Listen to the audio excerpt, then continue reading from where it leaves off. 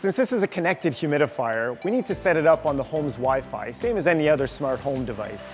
To do this, get your smartphone and download the Condair HumiLife app. Condair HumiLife is the only humidifier to be directly connected to the web.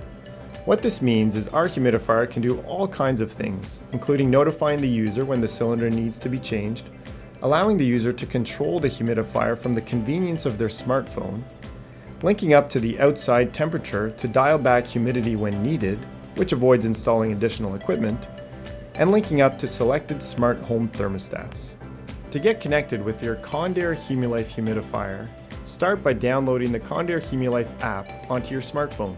Turn on the humidifier by pressing and holding down on the power button for around 2 seconds. Open up the app and select Add Device. At this point, the app will guide you through the registration of your humidifier and get connected to the home's Wi-Fi.